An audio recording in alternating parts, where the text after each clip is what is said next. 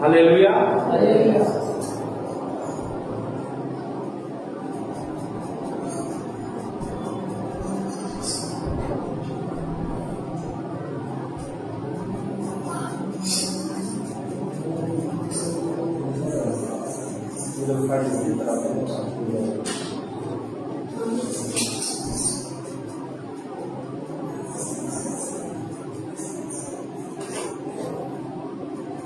ప్రేమే శాశ్వతమైన పరిశుద్ధమైన పొదరిల్లు మనసే మందిరమాయే నా మదిలో దీపము నీవే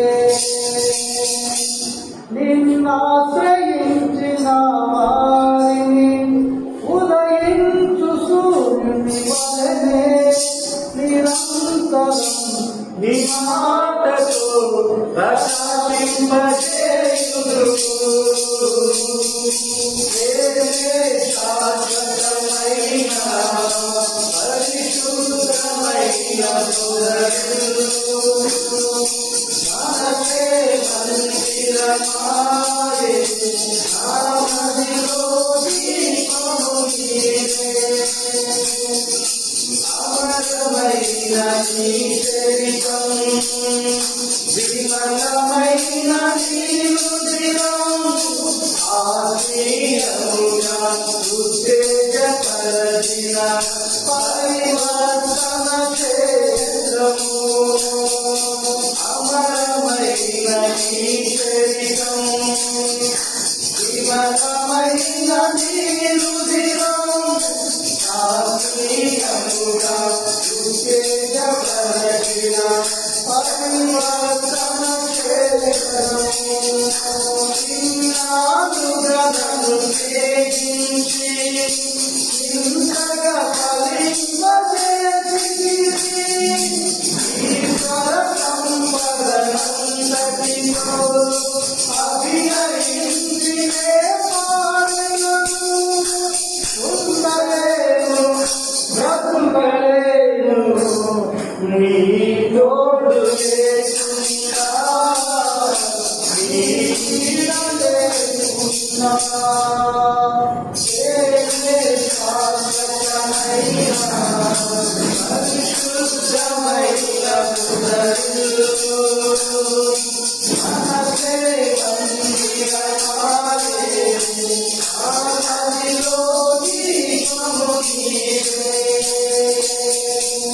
కమ్మనైన ఉపదేశము విజయమిచ్చ శోధనలో ఖడ్గము కంటే బలమైన వాద్యము ధైర్యమిచ్చే ఆత్మలో కమ్మనైన ఉపదేశము విజయమిచ్చ శోధనలో ఖడ్గము కంటే బలమైన వాద్యము ధైర్యమిచ్చే ఆత్మలో కరుణీమలో పిలువలించే ఈ వాక్య ప్రాణే రతనము కీర్తి గోపైనది జీవన వర్షము కురిపించి ధనమైన నీ వాయులో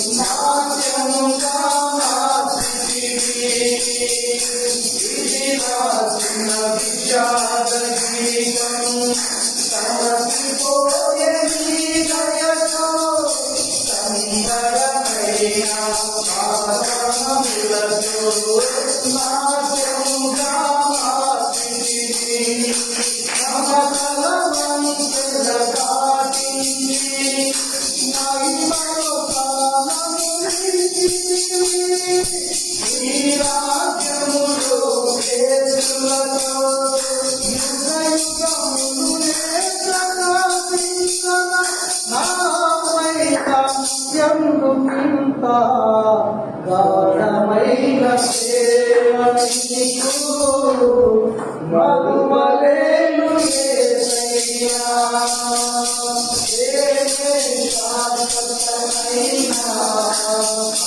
పరిశుద్ధమైన హృదయులు మనసే మందిరమాయే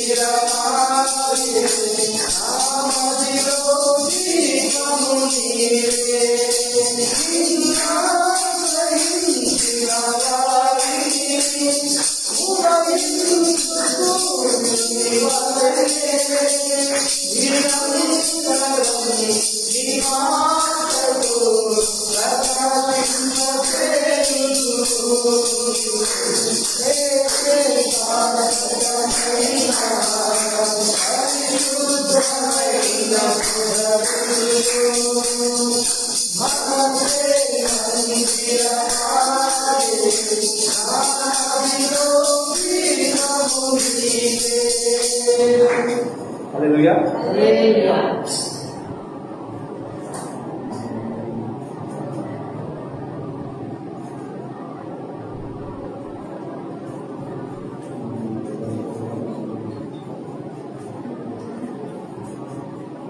కుసన్న గీతాలు అంటే మహోన్నతుడా నీ కృపలో నేను నివసించుతా అనే మాట ఉంటుంది.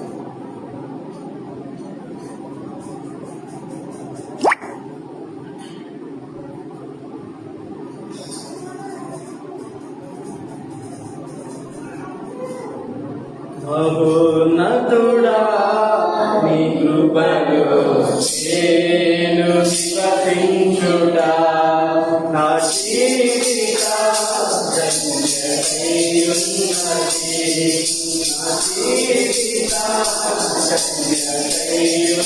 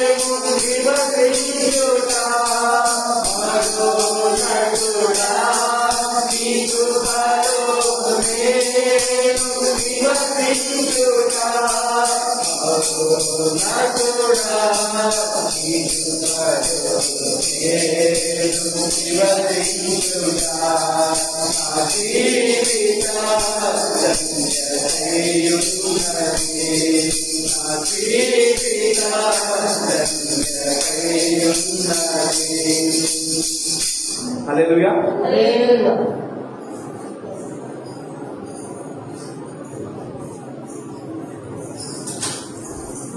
Praise the lord. దేవుని నామానికి మహిమ కలుగును గాక.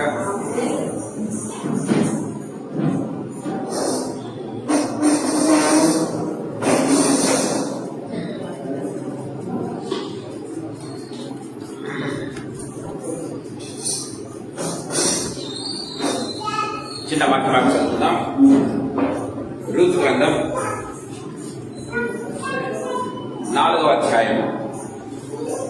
రూతు గ్రంథం 4వ అధ్యాయం 1 నుంచి 6 వచనాలు చదువుతాం.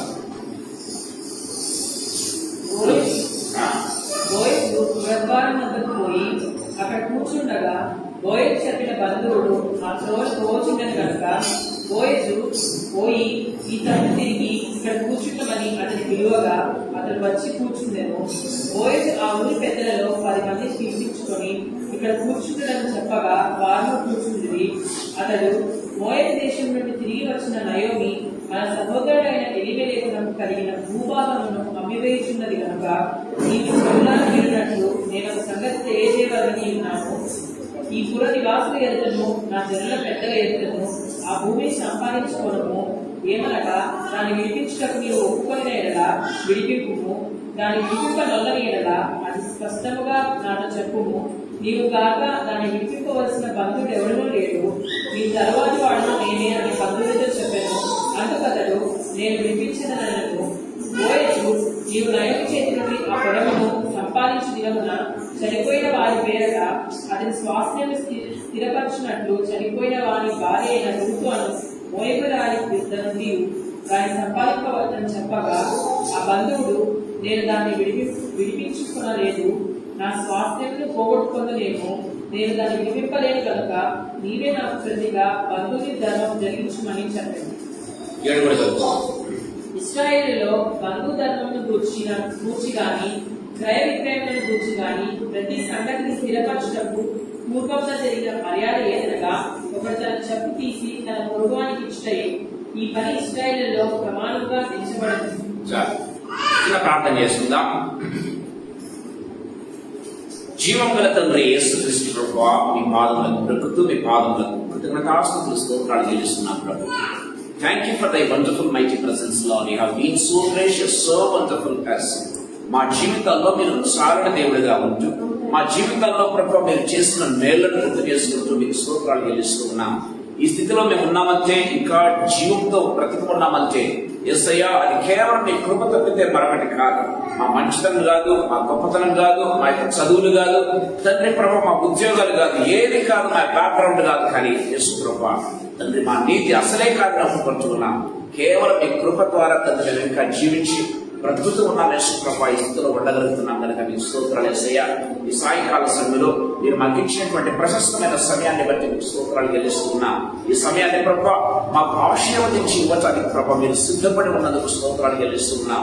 యేసయ్యా ఇక్కడ చేరిన ప్రతి బిడ్డను, రావాల్సిన ప్రతి బిడ్డను, ఆన్లైన్ లో ఉన్న ప్రతి బిడ్డను, రావాల్సిన వారందరినీ కూడా మీరు రక్త ప్రోక్షణ కిందకి తీసుకుని వస్తూ ఉన్నాం. మీ రక్తం చేత పరిశుద్ధపరచండి. మేము ఉన్నటువంటి ప్రాణములు సైతం మీ రక్తం చేత పరిశుద్ధపరచబడును గాక. యేసయ్యా మమ్మలను, మా ప్రాణములను పరిశుద్ధపరిచి మీ ఆత్మ అభిషేకము, మీ ఆత్మ సంచారము మా మీదను తండ్రి ప్రభు ప్రాణముల మీదను తండ్రి బహుబలంగా ఉండలాగా కృపను ప్రకటించండి.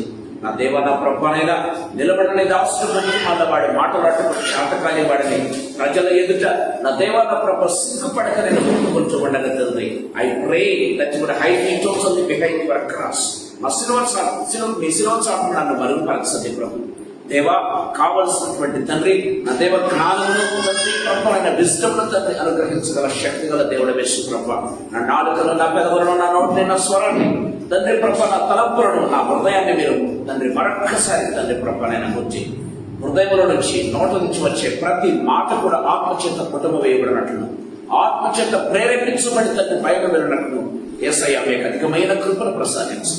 మమ్మల్ని మీ హస్తములకు అప్పచెప్పుకుంటూ మా జీవితాలను మీకు సమర్పించుకుంటూ యేసయ్యా తండ్రి ప్రభు మీ వాక్యాన్ని విరిచి మాకందరికీ తండ్రి ప్రభు ఆశీర్వాదకరంగా మాలించి ప్రభు మంచి ప్రభు మా యొక్క ఆత్మీయ దాహాన్ని తీర్చవలసిందిగా వేడుకొచ్చు.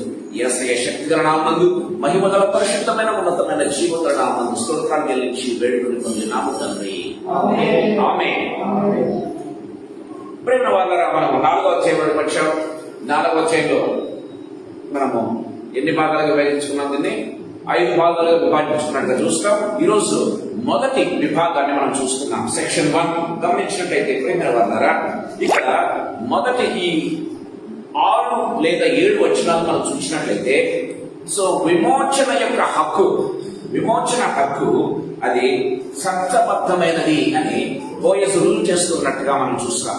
సో ఈ యొక్క పాసేజ్ థీమ్ ఏం పెట్టచ్చు అంటే the right of redemption a legal transaction. అంటే విమోచన హక్కు అది చట్టపరమైనది, చట్టబద్ధమైనది. సో ఏదైనా మనం విమోచించాలంటే అది న్యాయపరంగాను, ధర్మశాస్త్ర పరంగాను, లేకపోతే చట్టబద్ధంగాను ఉండాలి అనేది దేవుని వాక్యం చాలా క్లియర్ గా మాట్లాడుతున్నట్టుగా చూస్తాం.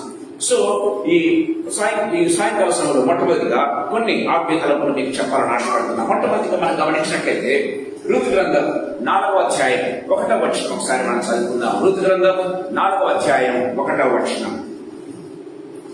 బోయజు పురద్వారం వద్ద పోయి అక్కడ కూర్చుండగా బోయజు చెప్పిన బంధువుడు ఆత్మవన పోవచ్చుందని కనుక బోయజు పోయి ఇతన్ని తిరిగి ఇక్కడ కూర్చుందామని అతని పిలవగా అతను వచ్చి కూర్చున్నాను.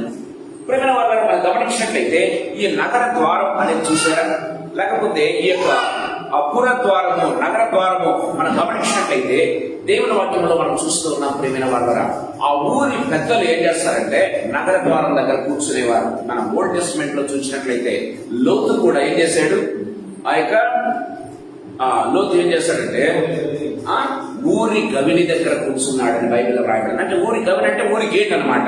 ఆ యొక్క పట్టణం యొక్క గేట్. ఆ గేట్ అంటే కేవలం గేట్ మాత్రమే కాదు, కానీ మనం గమనించినట్లయితే మనం చూస్తూ ఉన్న బైబిల్లో చాలా జాగ్రత్తగా గమనించినట్లయితే కేవలము అది ప్రవేశ ద్వారం మాత్రమే కాదు, కానీ అక్కడ ఏం జరుగుతుందంటే ప్రేమైన వాళ్ళ చట్టపరమైన నిర్ణయాలు తీసుకుంటూ ఉన్నట్టుగా మనం చూస్తాం. చట్టపరమైన నిర్ణయాలు మాత్రమే కాదు, కానీ కొన్ని ఒప్పందాలు, తర్వాత అన్యాయం జరిగే వారికి న్యాయం జరపడం అనేది మనం చూస్తున్నాం. ఆ రీతిగా బైబిల్లో మనం చూస్తూ ఉన్నాం ప్రియమైన దేవుని బిడ్డలారా. సో ఈ పురద్వారము నగర ద్వారము లేకపోతే ఆ ఊరి గవిని అనేది ప్రియమైన వాళ్ళరా బిబ్లికల్ గా గమనించినట్లయితే ఆ ఊరి పెద్దలు కూర్చుంది ఒక న్యాయస్థానంగా ఉండేది. ఆ కాలంలో న్యాయస్థానాలు లేవు కాబట్టి, కోర్ట్స్ లేవు కాబట్టి ఏం చేసేవాళ్ళంటే ఆ యొక్క ఊరి గవిని దగ్గర పెద్దలు కూర్చుని ఏం చేసేవాళ్ళంటే న్యాయాన్ని తీర్చేవారు అని బైబిల్లో మనం చూస్తూ ఉన్నాం. సో ఈ యొక్క ఇది ఏంటంటే బైబిల్లో మనం గమనించినట్లయితే ధర్మశాస్త్రంలో ఒక మాట రాయబడింది. చూడండి, ద్వితీయోపదేశ కాండం 25వ అధ్యాయం 7 నుంచి 10 వచనాలు చదువుకుందాం. ద్వితీయోపదేశ కాండం 25వ అధ్యాయం 7 నుంచి 10 వచనాలు. అతడు తన సహోదరుని భార్య పరిగ్రహింపనొల్లని ఎడల దాని సహోదరుని భార్య పట్టణపు గవినికి అనగా పెద్దల ఎద్దుకు పోయి పట్టణపు గవిని అనగా పెద్దల ఎద్దకు పోయి బైబిల్లో రాయబడింది. నా పెళ్లికి సహోదరుడు ఇశ్రాయేలులో తన సహోదరుని పేరు స్థాపింపనని చెప్పి దేవర ధర్మం చే నొల్లడని తెలుపుకోవాలను. అప్పుడు అతని ఊరి పెద్దలు అతన్ని పిలిపించి అతనితో మాట్లాడిన తరువాత అతను నిలువబడి ఆమెను పరిగ్రహించుటకు నాకు ఇష్టం లేదని ఎడల అతని సహోదరుని భార్య ఆ పెద్దలు చూస్తుండగా అతని దాపున పోయి అతని కాళ్ళ నుండి చెప్పు ఊడదీసి అతని ముఖం మీద ఉడివేసి తన సహోదరుని నిలుపని మనిషినికి ఇలా చేయబడదని చెప్పవాలని. అప్పుడు ఇశ్రాయేలులో చెప్పు ఊడదీయబడిన వాని ఇల్లని వాని పేరు పెట్టబడదు. బైబిల్లో మనం చూస్తూ ఉన్నప్పుడు ఏమైనా దేవుని బిడ్డారా, సో ఇది లాలో వ్రాయబడింది, చట్టంలో వ్రాయబడింది, దేవుడిచ్చినటువంటి శాసనంలో ఇది వ్రాయబడినట్టుగా మనం చూస్తూ ఉన్నాం. సో తన సహోదరుని ఒక భార్యను లేకపోతే తన యొక్క ఏమంటారు ఆ యొక్క వారసత్వాన్ని నిలుపడం కోసం ప్రియమైన దేవుని బిడ్డారా, సో అంటే పెద్ద అతను చనిపోతే చిన్న అతను లేకపోతే తన దాయాదులు ఏం చేయాలంటే ముందుకు రావాలి. ఒకవేళ ముందుకు రాలేకపోతే ఏం చేయాలి, ఆ చెప్పు ఓడదీయాలంట. ప్రియమైన దేవుని బిడ్డలారా, చెప్పు ఓడదీసి ఆమె అతని ముఖమున ఉమ్మి వేసి అని బైబిల్లో రాయబడింది. లేదా తనే ఏం చేయాలంటే స్వర్ణగా ఏం చేయాలి, చెప్పు తీసేయాలి. చెప్పు తీసేసి ఇదిగో నేను చేయలేకపోతూ ఉన్నాను, నేను బంధువు జన్మను జరిపించలేకపోతూ ఉన్నానని చెప్పడం ప్రారంభించాలి. అప్పుడు అతని తర్వాత నెక్స్ట్ ఎవరైతే బంధువు ఉంటాడో అతనికి ఛాన్స్ రావడం ప్రారంభిస్తుంది. అది చట్టపరంగా బైబిల్లో దేవుడు ప్రాపించినటువంటి వాక్యం ప్రియమైన దేవుని బిడ్డలారా. సో అందుకే బోయజ్ ఏం చేస్తున్నాడంటే తనకంటే సమీప బంధువుడు అక్కడ ఉన్నాడు అని మనం చూస్తాం కదా. మనం గమనించినట్లయితే చూడండి, ఇక్కడ మనం చూస్తాం 3వ అధ్యాయం 13వ వచనం. 3వ అధ్యాయం 13వ వచనం. ఉదయమున అతను నీకు బంధువు ధర్మము జరిపింపని ఎడల సారీ నీకు బంధువు ధర్మం జరగక అతనికి ఇష్టం లేకపోయినా యెహోవా జీవంతోడు నేనే నీకు బంధువుని ధర్మం జరిపేదను, ఉదయం వరకు పండుకోమని చెప్పాను. ఇక్కడ మనం గమనించినట్లయితే బోయజు కంటే సమీప బంధువుడు ఎవరు, రూతుకున్నాడు. ప్రియమైన దేవుని బిడ్డలారా, సో బోయజు కంటే సమీప బంధువులు బైపాస్ చేయటము బోయజుకి ఇష్టం లేదు. అందుకే ఏం చేస్తున్నాడంటే నాకంటే నీకు సమీప బంధువుడు ఉన్నాడు నయోమికి, కావాలంటే ఏం చేస్తాడంటే మొట్టమొదటిగా అతను అడుగుతారు, అతడు ఒకవేళ నెరవేర్చలేకపోతే నేను యెహోవా జీవముతోడు నేను నీ బంధు ధర్మము జరిపిస్తాను అని మాట ఇచ్చినట్టుగా మనం చూస్తాం 3వ అధ్యాయం. అందుకే ఇతను ఏం చేశాడంటే ఉదయం లేచి లేవగానే ఏం చేశాడు, పురద్వారం దగ్గరికి వెళ్ళాడు. గమనింత కూర్చున్నాడు ప్రేమైన దేవుని బిడ్డలారా. సో అందరూ పెద్ద వస్తూ ఉన్నారు, పెద్దలను కూడా ఒక సైడ్ కూర్చుని పెడుతూ ఉన్నాడు. మనం చూసినట్టే దాదాపు ఒక 10 మంది ఊరి పెద్దలు వచ్చినట్టుగా మనం చూస్తాం. చూడండి, బోయజు ఆ ఊరి పెద్దలు 10 మందిని పిలిపించుకుని అని బైబిల్లో రాయబడింది. సో తనతో పాటుగా ఒక 10 మందిని కూర్చున్నట్టు ఊరి గమనిద్ద అక్కడ అతని పేరు రాయబడి, దయచేసి గమనించాలి. ఇక్కడ మనం గమనించినట్లయితే రూతు పేరు బైబిల్లో రాయబడింది, కానీ నయోమి యొక్క సమీప బంధువు, బోయజు కంటే సమీప బంధువైన అతని పేరు మాత్రం రాయబడలేదు. ప్రేమైన దేవుని బిడ్డలారా, గమనించినట్లయితే అతను ఏమంటూ ఉన్నాడో తెలుసా, ఇదిగో నీవు బంధు ధర్మాన్ని జరిపించాలి, నువ్వు ముందుకు రా అంటే ఏమంటున్నాడు. ముందు ఏమన్నాడంటే నయోమి యొక్క ఆస్తిని కొనడానికి అతను సిద్ధంగా ఉన్నాడు, నయోమి యొక్క ఆస్తిని పొందుకోవడానికి సిద్ధంగా ఉన్నాడు, కానీ బంధు ధర్మం జరిపించడానికి ముందుగా 4వ వచనంలో మనం చూసినట్లయితే బైబిల్లో రాయబడింది, నీ తర్వాతి వాడు నేనే అని.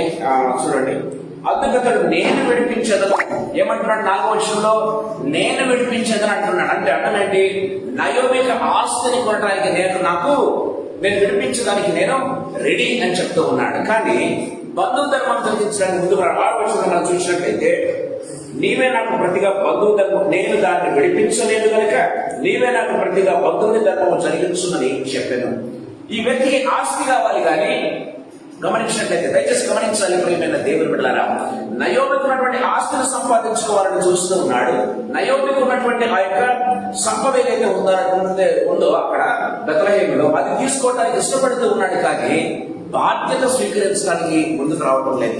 చాలా మంది ఈ కాలంలో గమనించినట్లయితే ప్రేమైన వాళ్ళారా, సో ఆస్తులు కావాలనుకుంటారు, కానీ బాధ్యతలు తీసుకోకుండా ఉంటారు. ప్రేమైన దేవుని బిడ్డలారా, దేవుని వాక్యం చాలా క్లియర్ గా మాట్లాడుతూ ఉంది. బాధ్యతలు ఎవరైతే తీసుకుంటారో వారికి ఏముంటాయి, రైట్స్ ఏముంటాయి అంటే దాన్ని సంపాదించుకోవడానికి రైట్స్ ఉంటాయి. ప్రేమైన దేవుని బిడ్డలారా, that's what Bible says very clearly. దేవుని వాక్యం చాలా క్లియర్ గా మాట్లాడుతున్నట్టుగా చూస్తాం. నాకు బాధ్యత వద్దు, నాకు ఆస్తే కావాలి. కొంతమంది పిల్లలు తల్లిదండ్రుల పట్ల మాట్లాడుతూ ఉంటారు, బాధ్యతలు ఎంత మాత్రం స్వీకరిస్తారు, కానీ ఏం కావాలి, వారి ఆస్తులు అయితే కావాలి, వారి ఇన్హెరిటెన్స్ కావాలి, వారి వారసత్వం సంపాదించుకోవాలి, కానీ వారి బాధ్యతలు ఎంత మాత్రం కూడా పట్టించుకునే వారిగా ఉంటారు. ప్రేమైన దేవుని బిడ్డలారా, బైబిల్ చాలా క్లియర్ గా మాట్లాడుతుంది. బాధ్యతలు ఎవరైతే పట్టించుకుంటారో వారికి మాత్రమే. అందుకే మనం గమనిస్తాం కదా, తన స్వంత కుటుంబము వారి బాధ్యతలు పట్టించుకుని వాడు అవిశ్వాసి కన్నా మరీ ఘోరమైన వాడు. చూడండి, బైబిల్లో మనం చూద్దాం, దేవుని వాక్యంలో మనం చూసినట్లయితే ఏదైనా ముందు చేసి చదువుతారమ్మా, అతడు అవిశ్వాసి కన్నా మరీ ఘోరమైనటువంటి వాడు అని బైబిల్లో రాయబడినట్టుగా మనం చూస్తాం. 5వ అధ్యాయం రైట్ చదవండి. ఎవడైనా స్వకీయులను విశేషంగా తన ఇంటి వారిని సంరక్షింపకపోయేలా వాడు విశ్వాస త్యాగం చేసిన వాడే అవిశ్వాస కన్నా చెడ్డవాడే. దేవుని వాక్యం చాలా క్లియర్ గా మాట్లాడుతుంది. ఎవడైనాను స్వకీయులను విశేషముగా తన ఇంటి వారిని, తన స్వంత వారిని కూడా పట్టించుకోకుండా ఉన్నటువంటి వాడు ఎలాంటి వాడంట, వాడు విశ్వాస త్యాగం చేసిన వాడే. పేరుకు మాత్రమే వాడు విశ్వాసే, పేరుకు మాత్రమే వాడు బిలీవర్, కానీ వాడు విశ్వాస త్యాగం చేసిన వాడే. విశ్వాసాన్ని పోగొట్టుకున్నాడంట, త్యాగం చేశాడు. దేనికోసం? ప్రేమైన దేవుని బాధ్యతను స్వీకరించక ప్రేమైన దేవుని బిడ్డలారా, అతడు అవిశ్వాసం కన్నా మరీ చెడ్డవాడైండును అని దేవుని వాక్యం చాలా క్లియర్గా మాట్లాడుతున్నాడుగా చూస్తాం. అందుకే బోయను స్వీకరించడానికి సిద్ధంగా ఉన్నాడు, కానీ but he doesn't want to bypass. అతని కంటే సమీపంగా అతన్ని బైపాస్ చేయడం ఎంత మాత్రం కూడా ఇష్టం లేదు. ప్రియమైన దేవుని బిడ్డలారా, అది నెరవేర్చాలని బోయను చాలా తాపత్రయపడుతున్న వాడిగా మనకు ఈ సాయంకాల సమయంలో బయటపడుతూ ఉన్నట్టుగా మనం చూస్తాం. ద్వితీయోపదేశకాండంలో వ్రాయబడినట్టుగా అది నెరవేర్చడానికి అతను సిద్ధపడ్డాడు. ప్రియమైన దేవుని బిడ్డలారా, అందుకే గమనించినట్లయితే మనం చూస్తూ ఉన్నాం ప్రియమైన వాళ్ళారా, విమోచన ఎప్పుడు కూడా నీతితో ప్రారంభమవుతుంది. లా నెరవేర్చాలి.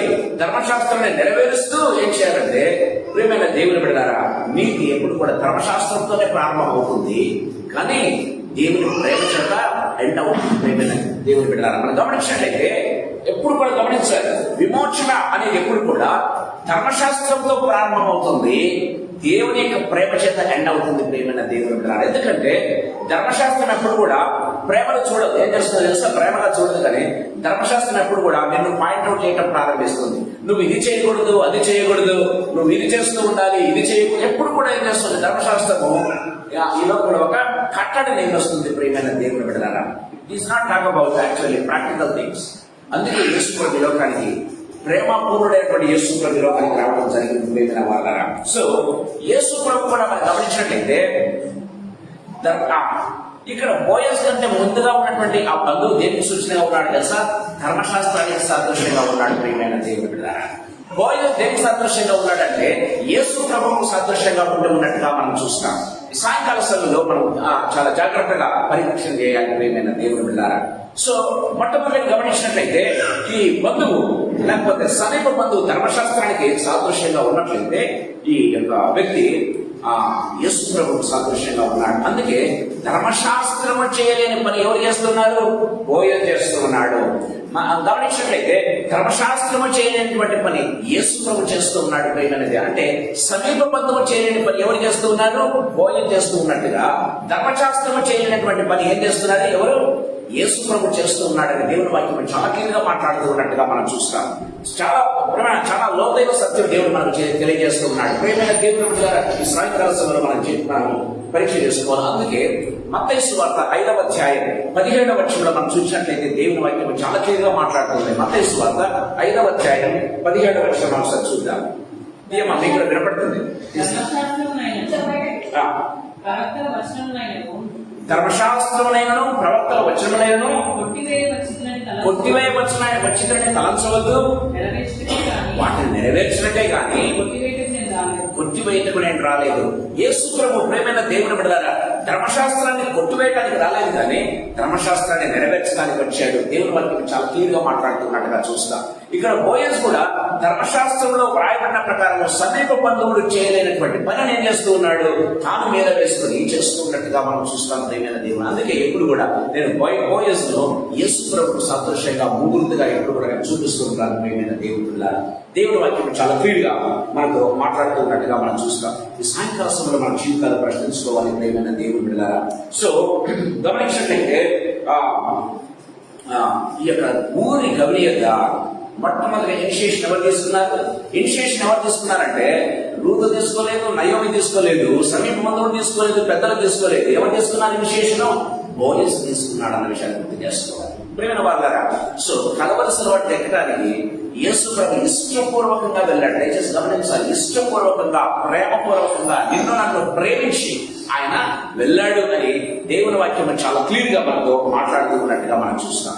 సరే, అంటే ఆ ఊరి గమిని దగ్గర ఏ రీతిగా తన ఇనిషియేషన్ తీసుకున్నాడు యేసు ప్రభు కూడా మన జీవితాల్లో మనల్ని రక్షించేదానికి ఆయన ఈ లోకానికి వచ్చినట్టుగా ముందు అంటే పరలోకాన్ని వదిలేదు, సమీపరాని తేజస్సులో అమరత్వాన్ని వదిలిపెట్టి ఏం చేశాడంటే నీ కోసం నా కోసం ఆయన ఈ లోకానికి పాపుల మధ్యలో జీవించేదానికి, ప్రేమైన దేవుని బిడ్డలారా, నిందలు పొందేదానికి, అవమానాలు పొందేదానికి, ప్రేమ వల్లరా నీ కోసం నా కోసం పాపానికి సంబంధించినటువంటి ధర్మశాస్త్రం ప్రకారం పాపానికి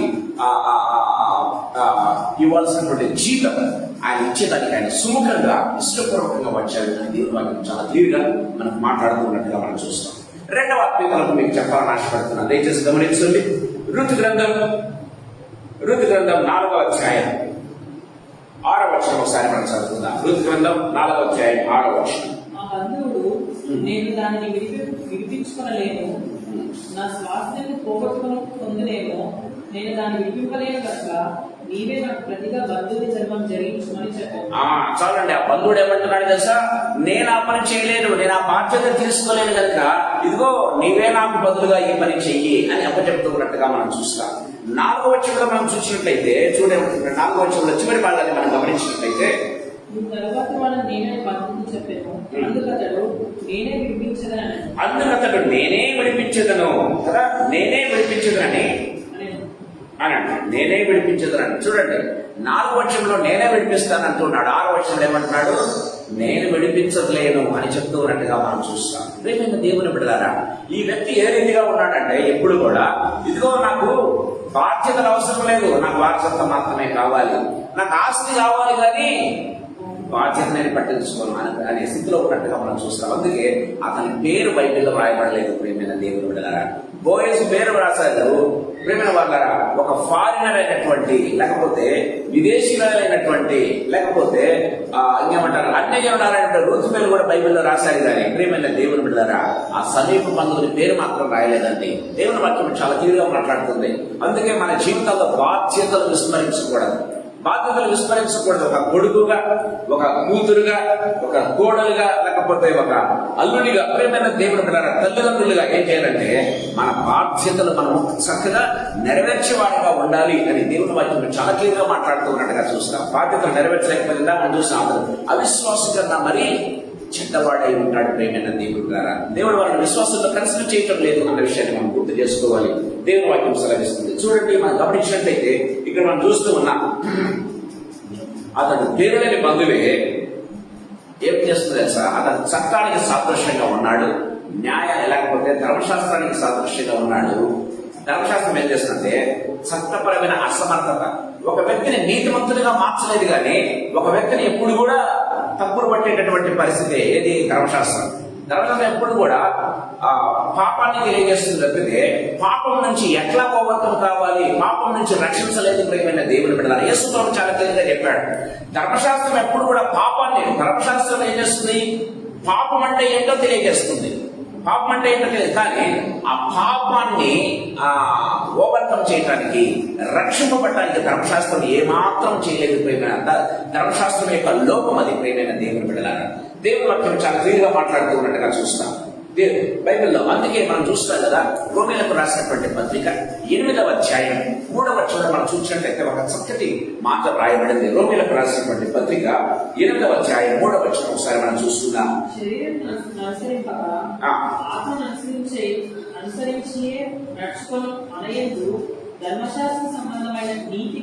ధర్మశాస్త్ర సంబంధమైన నీతి నెరవేర్చబడవలని పాప పరిహారం నిమిత్తము దేవుడు తన సొంత కుమారుని పాప శరీరాకారంతో పంపి ఆయన శరీరం పాపములకు శిక్ష విధించారు. Praise the lord.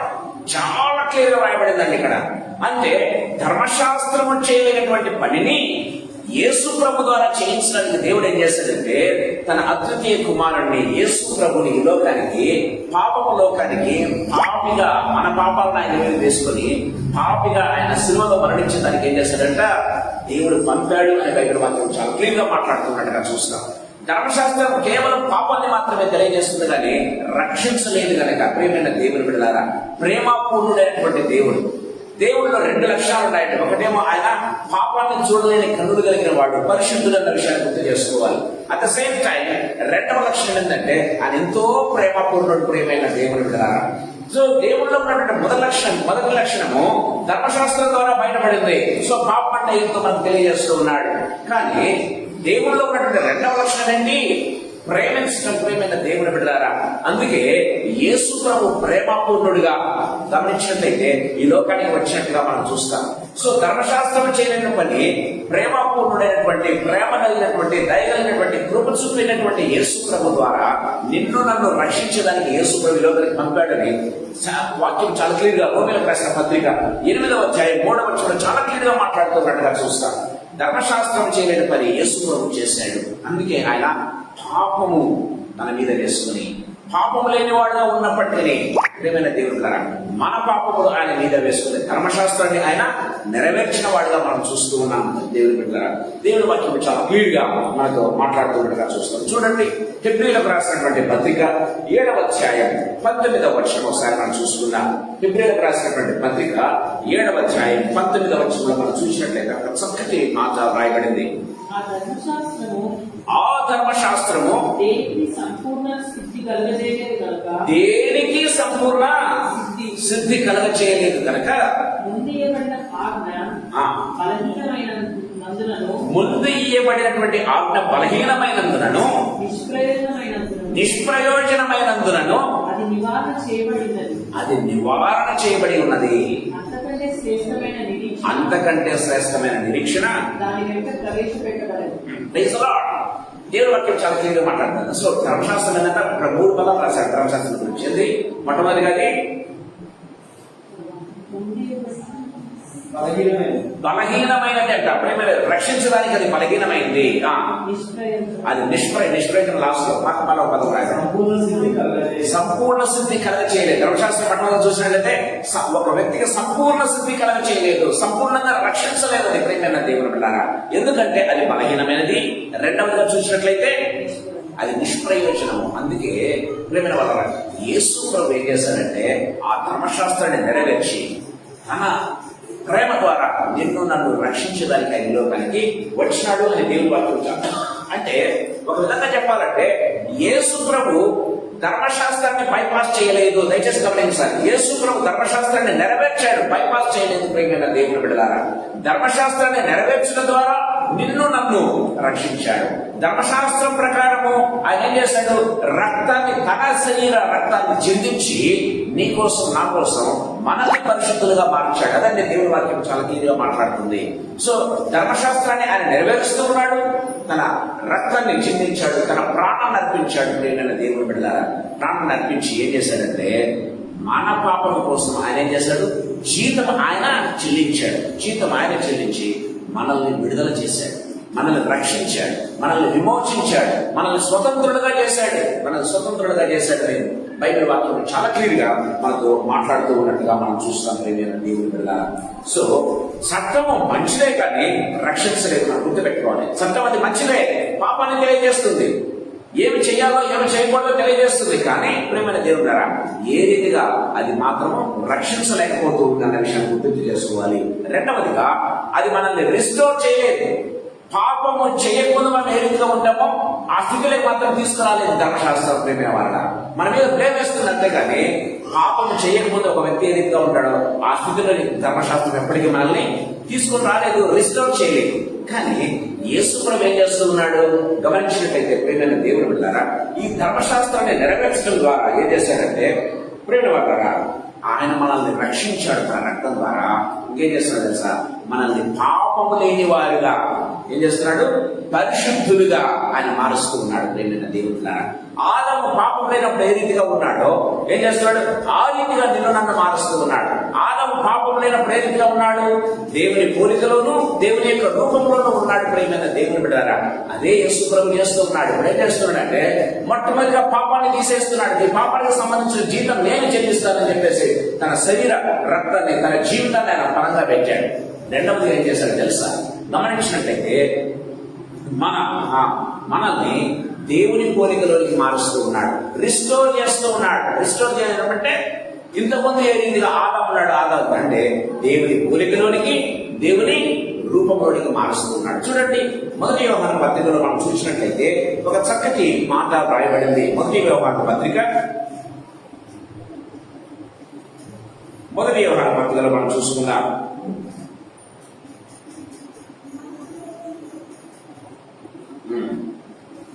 మూడవ అధ్యాయం 2వ వచనం. ఇప్పుడు మనం దేవుని పిల్లలమై ఉన్నాము, మనం ఇంకా ఏమవుతామో అది ఇంకా ప్రత్యక్షపరచబడలేదు. కానీ ఆయన ప్రత్యక్షమైనప్పుడు, ఎప్పుడు? రెండవ రాకడలో ఆయన ప్రత్యక్షమైనప్పుడు ఆయన ఉన్నట్లుగానే అర్థమేంటి? ఆయన రూపంలో ఆయన ఉన్నట్లుగానే ఆయన చూతుము కనుక ఆయన పోలి ఉండము. చూసారా? యేసు ప్రభు పోలిక, యేసు ప్రభు రూపం వస్తుందంట. మనకు దేవుని వాక్యం చాలా క్లియర్గా మాట్లాడుతుంది. ప్రియమైన దేవుని బిడ్డలారా, ఆయన ఉన్నట్లుగానే ఆయన రూపంలోనికి మనం మార్చబడుతున్నాం. దినదినము యేసయ్య రూపంలోనికి మార్చబడాలి. తర్వాత ప్రియమైన దేవుడురా, యేసయ్య పోలికలోనికి మనం మార్చబడాలి. అదే దేవుడు ఏం చేశాడు? ఆదామును తన రూపంలో తన పోలికల చొప్పున చేశాడు.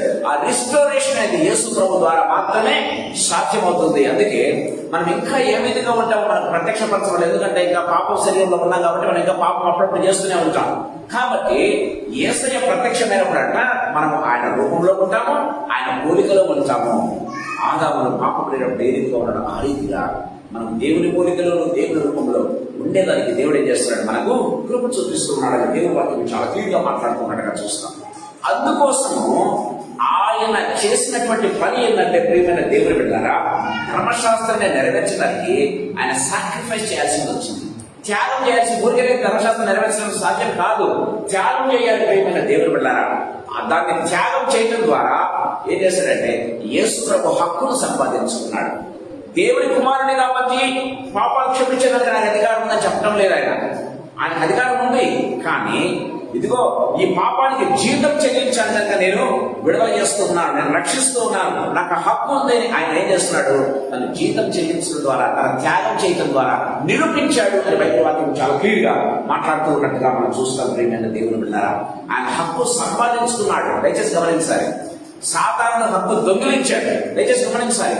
ఆదాము చేతుల్లో ఉన్నటువంటి తాళపు చేతుల్లో ఏం చేశాడు? సాతాను దొంగిలించాడు. ప్రియమైన దేవుని బిడ్డలారా, కానీ యేసు ప్రభు ఏం చేశాడు? హక్కు సంపాదించుకున్నాడు. నీ కోసం, నా కోసం ఆయన ప్రాణత్యాగం చేయడం ద్వారా తన ప్రాణాన్ని, రక్తాన్ని పణంగా పెట్టి ఏం చేశాడు? హక్కు సంపాదించుకున్నాడు. దేవుని కుమారుని కాబట్టి సాతాను మీద నాకు అధికారం ఉంది, పాపం మీద నాకు అధికారం ఉందని చెప్పలేదు. కానీ ఇదిగో పాపం చేసినటువంటి మానవుల్ని విడిపించేదానికి ఇదిగో నేను ఇది సమర్పణ చేస్తున్నాను, నేను త్యాగం చేస్తూ ఉన్నాను, కాబట్టి నాకు కూడా హక్కు ఉంది అని. అందుకే ఆయన పునరుద్ధరణైన తర్వాత మాట ఏమన్నా తెలుసా? ఇదిగో పరలోకం మీదను, భూమి మీదను, భూమి క్రిందను నాకు సర్వాధికారం ఇవ్వబడి ఉందని యేసుప్రభు చెప్పాడు. ప్రియమైన దేవుడు అంతకుముందు చెప్పలేదండి. అంతకుముందు యేసుప్రభు అన్నాడు ఈ లోకపు అధికారి అని చెప్పాడు. ఎవరి గురించి? సాతాను గురించి కదా. యేసుప్రభు ఒప్పుకుంటున్నాడు ఈ లోకపు అధికారి ఎవరు? సాతానుడు. కానీ ఇప్పుడు ఎవరు అధికారి? ఈ లోకపు అధికారి యేసుప్రభు. ఆయన హక్కు సంపాదించుకున్నాడు అన్న విషయాన్ని గుర్తు చేసుకోవచ్చు. చూడండి, ఆయన సాక్రిఫైస్ త్యాగం ఏం చేశాడో చూడండి. ఫిలిప్పీలకు రాసినటువంటి పత్రిక 2వ అధ్యాయం 5, 6, 7 వచ్చి చదువుకుందాం. ఫిలిప్పీలకు రాసిన పత్రిక 2వ అధ్యాయం 5 నుంచి 8 వరకు చదువుకుందాం. క్రీస్తు యేసులో కలిగిన ఈ మనస్సు మీరును కలిగి ఉండుడి. ఆయన దేవుని స్వరూపం కలిగిన వాడయండి. దేవునితో సమానంగా ఉండటం విడిచిపెట్టకూడని భాగ్యమని ఎంచుకోలేదు, కానీ మనుషుని పోలికగా పుట్టి దాసుని స్వరూపం ధరించి తనను తానే రిక్తునిగా చేసుకుని ఆయన ఆకారమందు మనుషులుగా కనబడినప్పటికీ మరణము పొందినంతగా శిలువ మరణం పొందినంతగా విధేయత చూపిన వాడై తనను తాను తగ్గించు. ఇదండి ఆయన చేసినటువంటి త్యాగం. దయచేసి గమనించాలి. ఇద్దరు ప్రేమైన దేవుడా. అందుకు 8వ చదువుకున్నా తగ్గించుకున్నా. 9వ చూసినట్లయితే అందుకు ఆయన పరలోకమందును, భూమి మీదను, భూమి కింద ఉన్న వాటి మీదను ప్రతి మోకాలు ఉన్నట్లుగా దేవుడు చేశాడు. దయచేసి గమనించాలి. ఆయన చేసినటువంటి త్యాగం ద్వారా ఏం చేశాడు? ఆయన హక్కు సంపాదించుకున్నాడు అన్న విషయాన్ని గుర్తు చేసుకోవాలి. ఆదాము హక్కును అమ్మివేసుకుంటే యేసు ప్రభు, ఆ రెండవ ఆదామైనటువంటి యేసు ప్రభు వచ్చి ఏం చేశాడు? ఆ హక్కును తిరిగా సంపాదించుకున్నాడు. ఆదాముకి ఇచ్చిన తాళపు చెవులు ప్రియమైన దేవుని బిడ్డ సాతాను చేతుల్లో పెట్టేస్తే యేసు ప్రభు ఏం చేశాడు? రెండవ ఆదామైనటువంటి యేసు ప్రభు వచ్చి ఆ తాళపు చెవులను హక్కుతో తీసుకున్నాడు. దొంగిలించలేదు యేసు ప్రభు. దయచేసి గమనించాలి.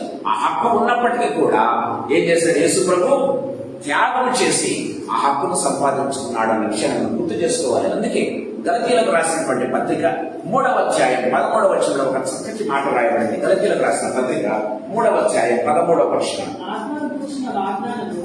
విశ్వాసం వలన మనకు లభించినట్లు అబ్రహాము పొందిన ఆశీర్వచనము క్రీస్తు యేసు ద్వారా అన్యజనులకు కలుగుటకై క్రీస్తు యేసు ద్వారా అన్యజనులకు మనకందరికీ కలుగుటకై క్రీస్తు మన కోసము, నీ కోసము, నా కోసం, ప్రతి ఒక్కరి కోసము శాపమై మనలను ధర్మశాస్త్రం యొక్క శాపము నుంచి విమోచించిన. Praise the lord. దేవునికి మహిమ కలుగును గాక. ఆయన శాపమయ్యాడు. ఎందుకోసమో తెలుసా? ధర్మశాస్త్రం యొక్క శాపం నుండి నన్ను విడిపించేదానికి, విడుదల చేసేదానికి, రక్షించేదానికి ఆయన శాపంగా మార్చబడ్డాడు అని దేవుని వాక్యం చాలా క్లియర్గా మాట్లాడుతూ ఉన్నట్టుగా మనం చూస్తాం. ప్రియమైన దేవుని బిడ్డలారా, చూడండి, రోమీయులకు రాసినటువంటి పత్రిక 3వ అధ్యాయం 24వ వచనం చూసినట్లయితే యేసు ప్రభు చేసినటువంటి త్యాగాన్ని గురించి మరొక చోట రాయబడింది. కాబట్టి నమ్మువారు ఆయన కృప చేతనే క్రీస్తు యేసు నందలి విమోచన ద్వారా. ఎవరి ద్వారంట? క్రీస్తు యేసు నందలి విమోచన ద్వారా తీర్చబడుచున్నాను. ఉచితముగా నీతిమంతులను తీర్చబడుతున్నారు. ఇది ప్రభు చేసినటువంటి కార్యము, నీవు నేను చేసినటువంటి కార్యం కాదు. ఇది ప్రభు సంపాదించుకున్నాడు హక్కు. ఇది నువ్వు నేను హక్కు సంపాదించుకున్నది కాదు. ఆయన కృపనిచ్చాడు నీ కోసం నా కోసం అని బైబిల్ వాక్యం చాలా ఖరాఖండితంగా తేటతల్లంగా వివరిస్తూ ఉన్నట్టుగా మనం చూస్తాం. యేసయ్య నీ కోసం నా కోసం చేసినటువంటి త్యాగం మామూలు త్యాగం కాదు. ప్రియమైన దేవుని బిడ్డలారా, మనల్ని విడిపించడానికి ఆయన చేసినటువంటి సాహసం, ఆయన చేసినటువంటి త్యాగం ఇంకా మరువలేనిది. అది ఎన్ని మన జన్మలకు మనం ఆయన స్తుతించడం కూడా తీరంది. ప్రియమైన దేవుని బిడ్డలారా, అంత గొప్ప త్యాగం చేశాడని దేవుని వాక్యం చాలా క్లియర్ గా మాట్లాడుతున్నట్టుగా చూస్తాం. రెండు వాళ్ళరా, అందుకే ఇక్కడ బోయస్ కూడా ఆ ధర్మశాస్త్రానికి సాదృశ్యంగా ఉన్నటువంటి ఆ వ్యక్తిని మొట్టమొదటి ఏం చేశాడు, నెరవేర్చడానికి మొట్టమొదటి పిలుస్తున్నాడు. అతడు చేయలేని పనిని ఇప్పుడు ఏం చేస్తున్నాడు, బోయస్ చేస్తూ ఉన్నాడు. ధర్మశాస్త్రం చేయలేని పనిని ఇప్పుడు యేసు ప్రభు చేసి చూపించాడు, హక్కు సంపాదించుకున్నాడు అన్న విషయాన్ని గుర్తు చేసుకోవాలి. ప్రియమైన దేవుడు, మూడవ ఆత్మీయతను మీకు చెప్పాలని ఆశపడుతున్నాను. దయచేసి గమనించండి. ఋతు గ్రంథం 4వ అధ్యాయం 4-5 వచనాలు చదువుకుందాం. ఋతు గ్రంథం 4వ అధ్యాయం 4-5 వచనాలు. ఈ గురటి వాసు ఎత్తును నా జన్ల పెద్దల ఎత్తును ఆ భూమిని సంపాదించుకొను. ఏమనగా దాన్ని విడిపించుటకు నీవు ఒప్పుకొని ఎడలా విడిపింపును, దాన్ని విడిపింపదొందని ఎడలా అది స్పష్టముగా నాకు చెప్పును. నీవుగాక దాన్ని విడిపింపవలసిన బంధువుడు ఎవరు లేడు, నీ తరువాతి వాడును లేడు, నేనే అని బంధువులతో చెప్పాను. అందుకతడు నేను విడిపించదనను. బోయజు నీవు నయోమి చేతి నుండి ఆ పొలంలో సంపాదించిన దినమున చనిపోయిన వాని పేరిట మనకి స్వాస్థ్యాన్ని స్థిరపరచున్నట్లు చనిపోయిన వాని భార్యను రూతు అను మోయబీరాలి ఎద్దు నుండి దాన్ని సంపాదింపవాలని చెప్పగా చూడండి, బోయజు చాలా కీలక చెప్తూ ఉన్నాడు. మొట్టమొదటిగా నయోమి యొక్క ఆస్తిని చూపిస్తూ ఉన్నాడు. నయోమి యొక్క ఆస్తి నువ్వు సమీప బంధువులు తీసుకోవచ్చు, నువ్వు దానికి వెల చెల్లించి తీసుకోమని చెప్తున్నాడు. రెండవదిగా నయోమిక ఆస్తి, ఆ ఆస్తి మాత్రమే కాదు, ఆ ఆస్తి ఇంకోటి ఉంది. ఏంటి, ఋతు అనేటువంటి ఆస్తి ఉంది. దాన్ని కూడా నువ్వు సంపాదించుకోవాలంటే అదేమంటున్నాడు, ముందుగా పొలాన్ని తీసుకుంటాను కానీ ఇదిగో ఈ బాధ్యత మాత్రం స్వీకరించను అని చెప్తున్నటువంటి వాడుగా మనం చూస్తూ ఉన్నాం. ప్రియమైన దేవుడి పిల్ల, మనం గమనించినట్టయితే బోయస్ ఏం చేస్తున్నాడంటే ఇష్టపూర్వకంగా ముందుకు వస్తున్నాడు. అతను చేయలేని పనిని ఏం చేస్తున్నాడు, బోయస్ బలవంతంగా తీసుకోవడం లేదు. దయచేసి గమనించాలి. బోయస్ అతని వ్యక్తి తీసుకోలేదు కాబట్టి ఇతని మీద భారం అన్నట్టు కాదు. ప్రియమైన వాళ్ళని దయచేసి గమనించాలి. బోయస్ ఇష్టపూర్వకంగా ఏం చేశాడు, దాన్ని ఆ యొక్క ఆస్తిని తీసుకోవడానికి, బంధుత్వాన్ని మనం జరిపించడానికి, తర్వాత రూతును స్వీకరించేదానికి ప్రియమైన దేవుడరా సో యోగ్యతతో ఎంటర్ అవుతున్నాడు అన్న విషయం. ఎలా యోగ్యత, ధర్మశాస్త్రం నెరవేర్చలేదు కాబట్టి నేను ముందుకు వస్తున్నా అని పెద్దలతో ఏం చేస్తున్నాడు, సంఘీభావాన్ని ఏర్పరచుకుంటున్నాడు. ఇదిగో మీరు సాక్ష్యం దీనికి అని చెప్తున్నట్టుగా చూస్తాం. చూడండి 19వ వచనంలో మనం చూసినట్లయితే, నయోమి చేతి నుండి సంపాదించుతునని నేను అన్నందుకు మీరు ఈ దినమున సాక్షులై ఉన్నారు. చూసారా ప్రియమైన దేవుని బిడ్డలారా, దీనికి మీరు సాక్షులు. నేనేదో అక్రమంగా సంపాదించుకోవటం లేదు, అక్రమంగా నేను తీసుకోవటం లేదు, సో ధర్మశాస్త్రానికి విరుద్ధంగా నేను చేయటం లేదు, ధర్మశాస్త్రాన్ని నెరవేరుస్తూ ఉన్నాను.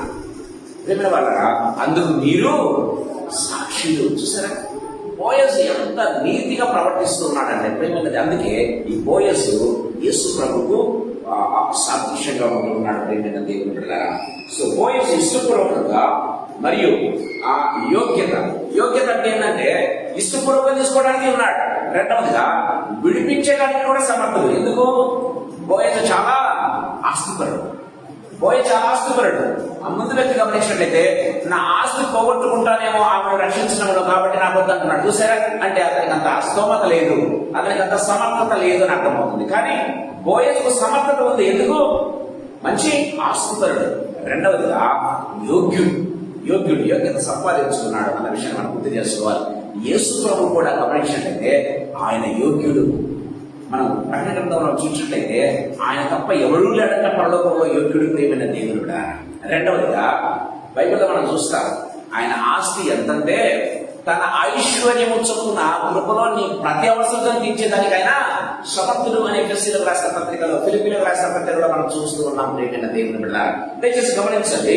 మనం చూసినట్లయితే దేవుని వాక్యంలో మనం చూస్తూ ఉన్నాం. ప్రేమ వల్ల ఇతడు బోయసు ధనవంతులుగా సమర్థులే.